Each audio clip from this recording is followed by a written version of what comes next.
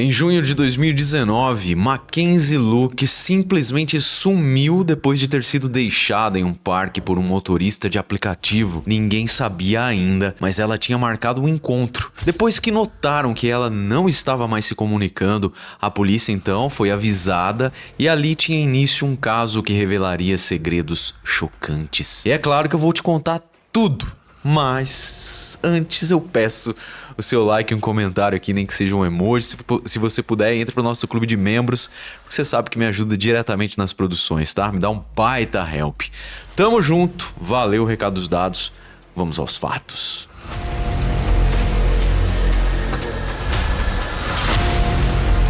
Mackenzie Luke nasceu no dia 8 de março de 1996 em El Segundo, uma cidadezinha tranquila na região de Los Angeles, na Califórnia. Ela cresceu em uma família bastante amorosa, calorosa, com os pais Greg e Diana Luke, e tinha também 3 irmãos, um mais velho e 2 mais novos. Embora a Mackenzie tenha sido criada frequentando a Igreja de Jesus Cristo dos Santos dos Últimos Dias, ela, digamos, não era lá tão religiosa assim, tá? A fé dela era mais uma parte da sua vida, sem ser algo assim que a definisse.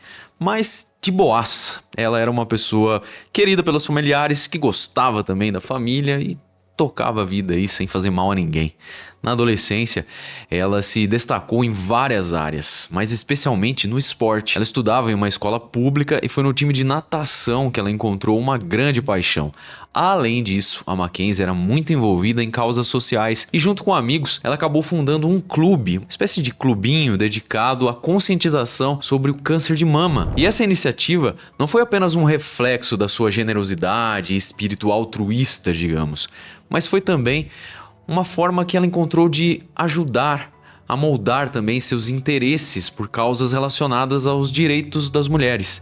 Esse envolvimento, inclusive, em projetos sociais, acabou sendo um diferencial importante na construção do seu currículo para a entrada na faculdade, especialmente em um momento crucial da sua vida. A gente sabe que nos Estados Unidos, né, os caras levam muito em consideração toda aí a formação, né, durante a escola, tal, muito mais do que a nota. Mas enfim, galera, depois de se formar então no ensino médio, em 2014, a Mackenzie se mudou para outro estado lá dentro dos Estados Unidos para estudar.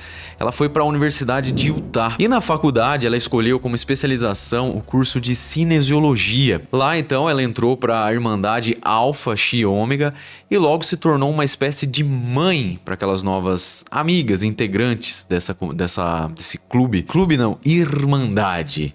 Então, todas as garotas acabaram olhando a Mackenzie como uma referência. E quem conhecia a Mackenzie sempre descrevia a garota como uma pessoa extrovertida, cheia de energia, que fazia amizade fácil, talvez também por esse espírito altruísta, e naturalmente ela meio que gerava um senso ali de ser líder, né? Por isso que essas outras garotas aí da Irmandade enxergavam a Mackenzie como uma referência. E isso tudo, tá, galera? Desde a época do colégio. Ela já tinha esse espírito aí de líder. Mas apesar de ser, né, do jeito que eu tô descrevendo aqui, parece que ela era uma super responsável, né? Alguém mais velha do que realmente era.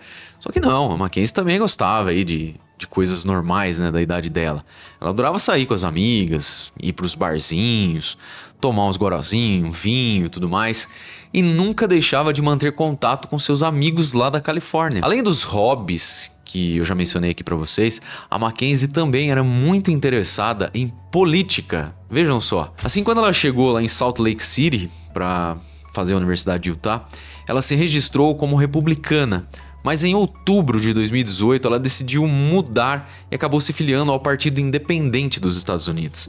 No começo de 2019, a Mackenzie, já com 23 anos de idade, seguia envolvida com trabalhos voluntários, colocando aí toda a sua identidade, né, à tona, trabalhando aí sem olhar para trás, né, sempre para frente, atuando na prevenção da violência doméstica e celebrando em suas redes sociais o aniversário do direito de voto feminino, o que denota aí pra gente que a Mackenzie também era bem engajada nas questões aí dos direitos das mulheres. E apesar de já um pouco mais velha, né, já na faculdade e tudo mais, já envolvida em causas mais sérias, digamos, né, maiores, eu diria assim, em termos de grupo, ela continuava sendo uma garota carinhosa, meiga, né? Como ela sempre foi lá na época da escola, apaixonada por animais e sempre atenta às novas integrantes da sua irmandade. O plano dela era se formar em 2020 e construir uma carreira na área médica. Mas tem sempre um mas, não é? Tinha uma pedra no caminho da Mackenzie. Mas antes de eu falar dessa pedra, entre aspas, eu preciso dizer que Mackenzie sempre foi uma pessoa muito alegre, né? Muito feliz. Mas, como tudo na vida, chegou um momento que ela experimentou sua primeira grande tristeza, né? Enquanto ela estava lá na faculdade, ela recebeu a notícia triste de que a avó dela tinha falecido, partido. Ela então voltou para sua cidade natal, na Califórnia, para o funeral da avó.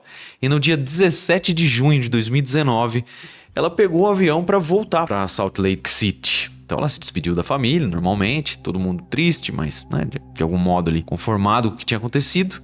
Ela embarcou no avião, não falou nada para ninguém, mas ela tinha já um encontro assim que ela chegasse lá no destino. E dessa forma, ninguém sabia e também ninguém sabia que aquele tchau ali no aeroporto seria uma despedida definitiva. Por volta das 2 horas da manhã, a Mackenzie pegou um carro por aplicativo já no aeroporto de Salt Lake City e ela foi para o seu destino. A corrida deveria durar cerca de 1 hora até o local que ela pediu para ir. Mas depois do desembarque, né, provavelmente avisou alguém. Depois disso que ela embarcou no veículo por aplicativo, ninguém mais conseguiu contato com ela. Simplesmente não respondia mais ninguém. Foi então que no dia 20 de junho, o pai dela, que já estava desesperado, né, porque ela não entrava em contato com ninguém, avisou a polícia de Salt Lake City e reportou o desaparecimento da Mackenzie. Assim que a investigação foi iniciada, os policiais conseguiram verificar registros de vídeo que confirmaram que a Mackenzie realmente tinha descido ali no aeroporto, né, de Salt Lake City e entrado em um carro de aplicativo. O próximo passo, então, naturalmente, era falar com aquele motorista, né? Descobrir quem era esse cara, ir lá e perguntar se ela tinha falado alguma coisa pra ele, onde ela desembarcou. Enfim, os primeiros passos da investigação. O motorista contou que deixou a Mackenzie em um parque chamado Hatch Park, isso por volta das 3 horas da manhã. E que ao sair do carro, a Mackenzie encontrou um homem. E esse motorista de aplicativo disse que aparentava que ela conhecia o cara, né? Porque desceu, acho que cumprimentou, como se já conhecesse, né? Então, o cara deixou ela ali e foi embora e relatou isso, que aparentemente eles se conheciam. Mas a partir desse ponto, a investigação ganhou urgência. Os agentes vasculharam os registros de celular da Mackenzie e confirmaram que ela realmente foi até o Hatch Park na hora em que o motorista realmente falou que tinha deixado ela lá. Durante a análise de toda essa questão tecnológica aí, eles descobriram que ela havia trocado várias mensagens de texto com um homem. E a última mensagem tinha sido enviada às 2h58, né, no dia que ela desembarcou no aeroporto e foi até o Hatch Park. Depois disso, o celular dela parou de transmitir dados. Com isso, a polícia rapidamente foi atrás do histórico do celular da pessoa que ela estava enviando a mensagem, né, um homem misterioso. E eles acabaram descobrindo que esse cara estava também no Hatch Park na mesma hora em que o celular da Mackenzie parou de enviar mensagens. Então o depoimento do cara aí do Uber, provavelmente, né, batia, né? Em seguida, eles rastrearam os movimentos dele e descobriram que ele se deslocou do parque até uma casa em uma rua chamada Fair Park. E chegando lá, então, por volta das 3h07 da madrugada. Galera, tudo bem perto, não é? Pra ele fazer esse percurso aí tão rápido assim, uma linha do tempo bem suspeita, vocês não acham? Bom, depois de muito trabalho, a polícia finalmente conseguiu identificar esse tal homem misterioso com quem a Mackenzie tinha trocado aquelas mensagens. Ele se chamava Ayula Ajay, ele tinha 31 anos e com base nas evidências, os investigadores acreditavam que ele havia sequestrado a Mackenzie após o encontro no Hatch Park, mas ainda faltavam as provas concretas para bater o martelo nessa teoria aí. Os detetives então foram até o Ayula e o interrogaram sobre o desaparecimento da Mackenzie. Afinal de contas, havia uma testemunha ocular de que ele tinha estado com ela. Ele, apesar disso, negou qualquer envolvimento, mas a polícia desconfiou das respostas dele. No dia 26 de junho, eles conseguiram um mandado de busca então para a casa dele. Afinal de contas, galera, eu tô resumindo aqui, mas tinha elementos aí que corroboravam, tá? Essa decisão do juiz de conceder o mandado para casa do cara. Afinal de contas, as meninas sumiu, não falava com mais ninguém e ele tinha sido a última pessoa a vê-la, com base no depoimento do taxista e também com o cruzamento aí dos celulares dos dois, tá? Beleza. Então a polícia vai até a casa dele para fazer, né, mandado de busca, executar. E durante essas buscas, no quintal, os investigadores encontram um buraco aparentemente que tinha sido feito recentemente, sabe? E ao examinar esse local aí, eles acabam descobrindo um osso humano. Couro cabeludo ainda com resquícios assim de cabelo, sabe? Alguns fios. Também tecido muscular e até um celular. Quase tudo estava em péssimo estado de conservação, o que indicava que algo muito grave tinha acontecido ali. Aí, quando eles começaram a interrogar os vizinhos pra, né, saber se tinha acontecido alguma coisa, se eles tinham percebido alguma coisa suspeita ali, alguns vizinhos disseram que viram a Ayula cavando buracos no quintal dele nos dias 17 e 18. Lembrando que a Mackenzie pegou o voo no dia 17, né? E os vizinhos disseram que ele estava fazendo esses buracos aí bem perto do lugar onde ele também, na verdade, tinha feito uma fogueira improvisada, ele sabe, com gasolina. Aquela coisa bem desesperada, né? O cara pega um galão de gasolina, joga ali no quintal, começa a tacar fogo nas coisas. Pois é, e eles sentiram cheiro, né, de queimado, vizinhança, mas até então, né, aquilo não chamou tanta atenção, assim, a ponto de eles avisarem a polícia. Mas quando a polícia bateu lá, né, o serviço meio que tava... Metade do serviço estava andado, digamos. E quando os investigadores ouviram esses depoimentos aí de alguns vizinhos, eles decidiram dar uma olhada no carro do Ayula, que estava com um cheiro bem forte de gasolina também. Dentro do carro, eles acharam uma lata, né, de gasolina vermelha, provavelmente onde ele tinha transportado o líquido. E essa evidência aí era igualzinha a uma que ele tinha sido flagrado num posto às 9 horas da manhã do dia 17 de junho, comprando essa gasolina. Ou seja, vários elementos ali de prova, digamos, concreta já, não é? Então, as câmeras de vigilância ali do posto flagraram o Ayula com esse galão vermelho aí, onde ele estava colocando a gasosa, colocou no carro dele, provavelmente foi para casa, né? Fazer, incinerar as coisas, tacar fogo nas coisas. Os investigadores, galera, também notaram que no dia em que saiu para encontrar a Mackenzie, o Ayula desligou as câmeras de segurança da casa dele. Claro que isso evidenciou que ele estava tentando, né, ocultar o plano dele, o que ele iria fazer na casa dele com provavelmente a Mackenzie, né? Desligar as câmeras assim do nada, de madrugada. Bom, o próximo passo da polícia então foi rastrear um rio que ficava próximo ali à casa dele. E ali eles encontraram uma carteira de identidade da Universidade de Utah e também roupas que depois a família da Mackenzie acabou confirmando que eram realmente dela. Pouco tempo depois, então, o laboratório forense de Utah confirmou por meio de testes de DNA que o tecido muscular queimado que eles encontraram lá naquele buraco recém-feito era compatível com o perfil genético da Mackenzie. Com isso, a principal linha de investigação da polícia ficou clara. A Ayula provavelmente assassinou a Mackenzie nas primeiras horas do dia 17 de junho, queimando então os restos mortais dela e os pertences naquela fogueira improvisada que os vizinhos sentiram o cheiro. Mas ainda não estava claro o motivo pelo qual Mackenzie se encontrou com aquele homem que ninguém disse saber que ela conhecia, ou se havia alguma relação entre eles que ela estava ocultando, nem onde eles se conheceram, né? Muitas pontas soltas ainda, apesar de 99% de certeza, né, que era ele realmente o autor do crime. Bom, no dia 28 de junho, então, o Ayula foi preso e acusado de sequestro, assassinato e profanação de cadáver. Só que ainda faltava a parte crucial dessa história toda: encontrar o corpo da Mackenzie. Afinal de contas, eram só partes, né? Então, sobre a descoberta do corpo da Mackenzie, a mídia acabou divulgando duas versões, tá? Uma delas é que, depois de ser preso, o próprio Ayula teria contado aos advogados onde o corpo estava, né, revelando o local e tal, mas tem uma outra versão também que diz que a polícia não precisou disso, porque eles analisaram os registros de celular dele e descobriram que no dia 25 de junho, entre 2h30 e 4h30 da tarde, o Ayula estava em Long Canyon, um lugar distante que parecia ter algo a ver com o caso. Seja como for, com essas informações, no dia 3 de julho, os investigadores seguiram para esse local aí, o Logan Canyon. E quando eles chegaram lá, eles começaram a procurar por todas as áreas, né? Principalmente as áreas mais afastadas ali daquelas estradas que cortam o parque. E olha, em uma região bem cheia de mato, né? Arborizada, assim, pequenos arbustos, também árvores e tal. Foi aí que eles encontraram uma terra também que aparentava ter sido remexida recentemente. Claro que isso chamou a atenção dos investigadores, né? Quando eles foram lá para escavar, eles descobriram que ali era uma cova. E dentro dessa cova estava o corpo carbonizado de uma mulher.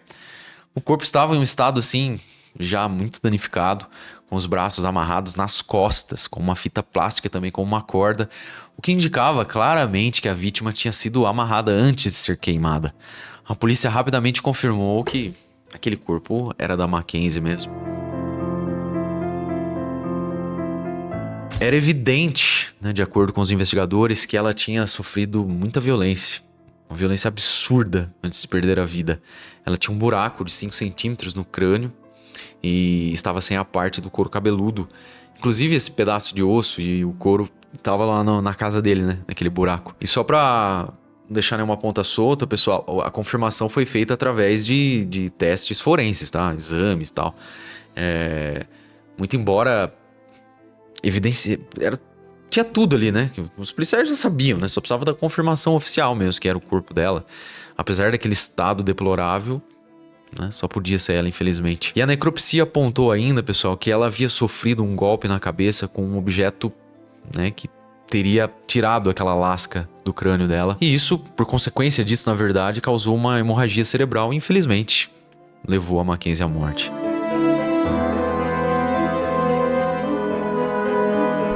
Bom, todas as peças conectadas para colocar o Ayula como o autor dessa barbaridade. Restava agora responder aquelas perguntas, né? Quem é esse cara? Como ele conheceu a Mackenzie? Por que chegou nesse ponto? E aí a investigação foi nesse caminho. E eles descobriram que o homem era nigeriano, tinha se mudado para os Estados Unidos para estudar na Universidade de Utah. No entanto, em 2012, ele foi barrado na entrada do campus. Aparentemente alguma coisa aconteceu ali. Não sei se o pessoal já estava desconfiado dele. É dito que ele tinha algum problema com o visto dele e também tinha suspeita de que ele tinha roubado um equipamento eletrônico lá que eles dizem que é um iPad. Então acho que ele já tava meio que na mira e ali foi a última jogada dele nesse período da vida dele, tá? E isso mostra pra gente que ele já era um cara problemático, né? Encrenca. E depois disso, não se tem notícias, mas olhando pro histórico dele, né, galera? Pra tudo que aconteceu, eu entendi que ele saiu do país. Se ele tinha problema com visto. Só que a coisa fica meio confusa na volta, tá? Não sei se ele saiu, se ele ficou foragido, né? Um imigrante ilegal, não dá pra saber. O que as fontes dizem é que em 2015 ele conseguiu voltar para os Estados Unidos, dessa vez com um green card, embora não se saiba exatamente, como eu disse, como ele conseguiu isso, né? Se ele já teve problema com visto, né? Whatever, vamos assumir que ele conseguiu de fato, e ele voltou. E aí ele começou a trabalhar na área de tecnologia, passando por grandes empresas, inclusive, tá? Como Dell, a Goldman Sachs, Microsoft, enfim. Também tentou estudar ciência da computação, mas não terminou o curso. E por um tempo, ele foi membro da Guarda Nacional do Exército. Cara, é bizarro, porque eu tô contando pra vocês tudo que ele fez aí depois disso, né? É impressionante como ele conseguiu se infiltrar em lugares de grande prestígio. Se bobear, até tinha elementos ali no cara pra ele seguir o caminho da luz, não é? Porque vai vendo, o cara conseguiu trabalhar nessas empresas aí e tal, conseguiu o green card, apesar de já ter aquele histórico meio esquisito, de sementinha, né? Porque o cara se desvia assim, né, gente? É muito louco isso. O advogado da Ayula, um cara chamado Neil Hamilton, disse que o próprio Ayula confessou que conheceu a Mackenzie em 2018. Ele disse que eles se encontraram através de um site de namoro e tal. E esse site aí, segundo foi relatado pelo advogado e tudo mais, pelas fontes, era um site de sugar daddies e sugar babies. Pois é, basicamente homens mais velhos e ricos que pagavam pra sair com mulheres mais jovens, né? Vocês sabem. E às vezes até pra algo mais íntimo, tá? E isso foi confirmado porque a polícia descobriu que ambos realmente tinham contas nessa plataforma. Eles então começaram a trocar mensagens e decidiram se encontrar pessoalmente. Esse encontro era naquele parque, o Hatch Park. Mas o Ayula, por outro lado, disse que não sabia como a Mackenzie era fisicamente e que nunca tinha combinado um encontro com ela. Mas quando os investigadores vasculharam o celular dele, eles encontraram fotos da Mackenzie e várias conversas entre eles. O que provou que ele era um mentiroso, né? Que não tinha se endireitado nada e que ele sabia sim quem era a Mackenzie e que tinha marcado o encontro com ela. E no dia 26 de junho, enquanto inspecionavam a casa do suspeito, a polícia confiscou o computador dele. Aí no dia 2 de julho, o laboratório forense dos investigadores começou a analisar o conteúdo do computador e ali eles encontraram imagens de pequenos participando de atos íntimos. Pois é, o cara era podre mesmo. E depois, conforme o processo foi correndo da Mackenzie, ele também seria acusado disso, tá? A verdade é que ali estava se descortinando uma série de aberrações do sujeito. Além disso, os investigadores descobriram que Ayula escreveu um livro chamado Forged Identity. A história é sobre um adolescente chamado Ezequiel que está ali na dúvida entre se envolver ou não com um grupo criminoso, tentar fugir da violência que sempre cercou ele e tal. E o mais sinistro é que no livro 2 personagens são assassinados e queimados, né? O que chamou a atenção dos oficiais porque guardava semelhança ali com o caso da Mackenzie, né? O livro estava à venda na Amazon e ele até tinha uma página no Facebook promovendo essa obra. Mas claro, quando a polícia descobriu, né? Quando ele sacou que a polícia estava no encalço dele, claro que essa página aí foi deletada rapidinho, né? Pô, Ayula, você trabalhava no setor de digital aí, de grandes big techs, você tá falando que não sabia que os caras iam recuperar a página, você ia apagar, rapaz. Aí insultou, hein? E sabe o que é mais sinistro nessa história, galera? É que mais uma vez um monstro se conectou com uma pessoa inocente através de um site de encontros, não é? Essa plataforma possibilitou que um assassino ficasse cara a cara com a sua vítima. Mas calma, que não acaba por aqui não, tá? Então, pessoal, olha só o que aconteceu. Um cara chamado Brian Wolf viu na TV que a polícia estava procurando por Ayula. E aí ele acabou ligando pra polícia. Ele queria contar algo que tinha acontecido com ele meses antes, em abril de 2019, quase 3 meses antes do desaparecimento da Mackenzie. Ele explicou que Ayula contratou os serviços dele. Aparentemente ele era um cara que fazia serviço de pedreiro. Porque ele precisava construir, o Ayula, né? Precisava construir um porão na casa dele lá às pressas. Um compartimento que era relativamente pequeno, com uma porta secreta para o acesso. Até aí, né? Você vai falar o quê? Você está sendo contratado. O cara falou que não chamou tanta atenção dele. Mas o que veio depois deixou o Brian ressabiado, sabe? Desconfiado, assim, desconfortável também. O Ayula começou a pedir umas coisas esquisitas, tipo instalar uma fechadura digital, isolar o espaço acusticamente e até colocar ganchos de concreto nas paredes. Aí o Brian, já meio assustado, né, para dizer o mínimo, perguntou ao cliente o porquê que ele estava fazendo aquilo. O que ele pretendia fazer naquele espaço pequeno ali, né, escondido. E a resposta que o Ayula deu foi no mínimo insólita. Ele disse que queria esconder o álcool lá, porque a namorada dele era mórmon e ele queria manter a bebida longe dela. A questão aí que ele tava falando da Mackenzie mesmo, acho, né? E o mais estranho, galera, foi que além das coisas já bizarras que eu tô contando pra vocês, o Ayula ainda pediu pra isolar acusticamente, como eu falei, o espaço, porque ele queria poder ouvir música lá dentro sem que ninguém percebesse. Vai vendo. Aí o Brian, já achando aquilo tudo bem, né, incomum, decidiu recusar o trabalho educadamente.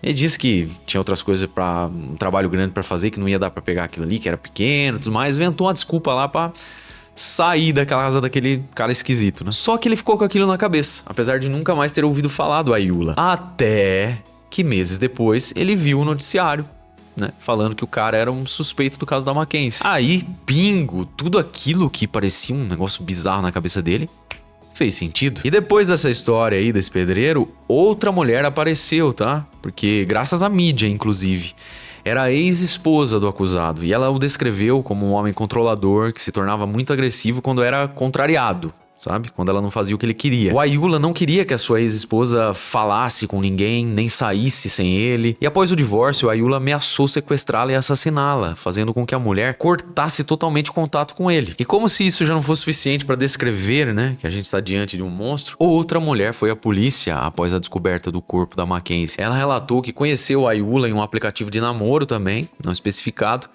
E depois de conversarem algumas vezes, ele a convidou para sua casa sob a desculpa de que prepararia um jantar para ela, uma coisa romântica. O encontro ocorreu de fato no dia 10 de março de 2018. Quando a mulher já estava lá, enquanto eles assistiam televisão, no sofá ali ainda, ele começou a beijá-la intensamente e a tocá-la de forma no mínimo inadequada, eu diria. Com força, galera, vocês entenderam, né? E quando a mulher tava tentando escapar, o sujeito pegou, né? Agarrou ela, segurou e começou a morder. Ela disse que recebeu pelo menos 3 fortes mordidas. E devido a essa declaração, o Ayula também foi acusado de um crime de sequestro agravado e 3 crimes de abuso íntimo. O castelinho do cara desmoronou de vez, né? Assim, já encurralado, o Ayula se declarou culpado de assassinato agravado em primeiro grau e profanação de um corpo humano em relação à morte da Mackenzie. Em troca, os promotores retiraram as acusações de sequestro com agravantes e obstrução da justiça, eliminando a possibilidade da pena capital. Outro ponto do acordo foi ele contar tudo o que tinha acontecido. E aí ele contou que no dia 17 de junho de 2019, a Mackenzie de fato chegou lá no aeroporto, se encontrou com ele, né? Pegou o carro de aplicativo antes, foi até lá o Red Park, eles se encontraram por volta das 3 da madrugada. E antes de sair para encontrá-la, o Ayula desligou as câmeras mesmo de segurança da casa, como se já sabia o que ele queria de fato fazer, não é? Denota aí um crime premeditado. E bom, quando a Mackenzie chegou, então, ele provavelmente a forçou a entregar o celular e a levou para sua casa, lá no bairro de Fair Park. Então, já na casa, ele amarrou a moça com cordas, prendeu as mãos delas nas costas e tentou sufocá-la com as mãos, né? Esganar. Quando ela implorou pela vida que ele parasse, ele simplesmente a deitou de bruços e a estrangulou com um cinto até que ela perdesse a vida. Então, depois que cometeu o crime, o Ayula enterrou o corpo e também algumas coisas da Mackenzie no quintal da casa dele. Mas as outras coisas ele jogou naquele rio que fica perto da casa. No dia seguinte, então, por volta das 9 da manhã, ele foi comprar a tal gasolina, que foi flagrado pelas câmeras, e voltou para casa. Lá ele queimou os restos dela em uma fogueira no quintal e os vizinhos até sentiram o cheiro, como a gente viu. Mas só depois, quando a polícia apareceu, é que eles falaram, né, que ele tinha feito aquela fogueira. E não acaba por aí, tá? O Ayula, depois de ter queimado tudo, desenterrou os restos da Mackenzie, pegou ali o que ele achava e, né, que precisava ser escondido melhor, foi até o Logan Canyon, que fica mais ou menos 85 milhas da casa dele, mais de 100 quilômetros. Lá ele encontrou uma área bem isolada, entre as árvores, tal, enterrou o corpo. E para ele, aquilo estava resolvido, né? As provas estavam eliminadas. Mas, como a gente viu, ele foi logo capturado. E aí eu fico, né, com a sensação, quando a investigação é bem feita, a casa cai, né, meu parceiro? Não tem outro caminho. O julgamento do Ayula começou em outubro de 2020 e a cena era bem intensa. Ele estava lá meio que sentadão, sabe? Ao lado do advogado, com aquele jeitão de prisioneiro, né? Que não fez nada.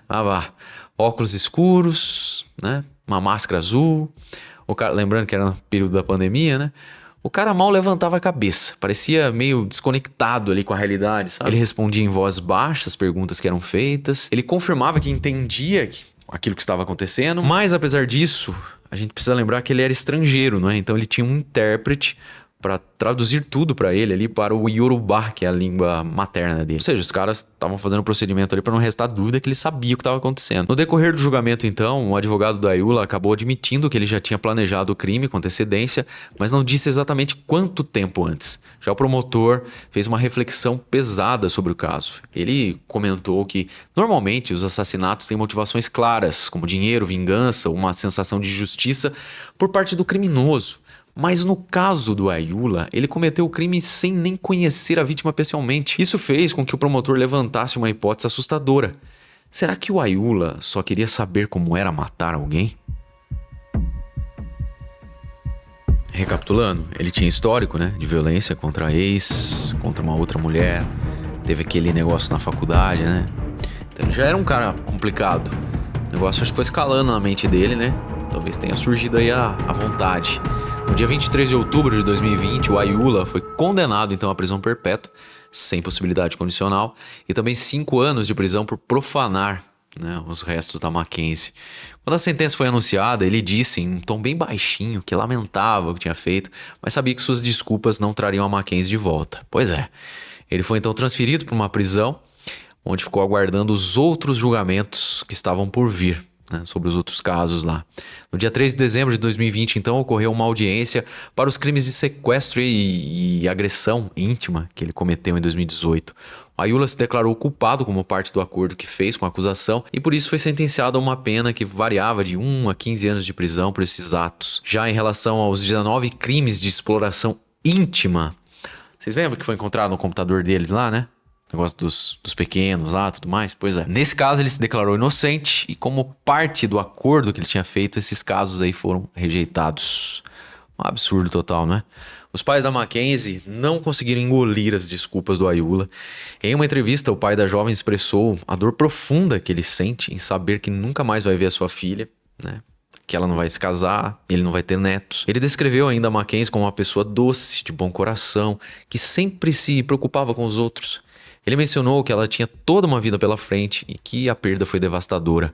O pai também deixou claro que, em sua opinião, Ayula deveria passar o resto da vida isolado e que ele aguarda o dia em que receberá uma ligação do presídio das autoridades de Utah informando que o assassino da filha dele finalmente morreu.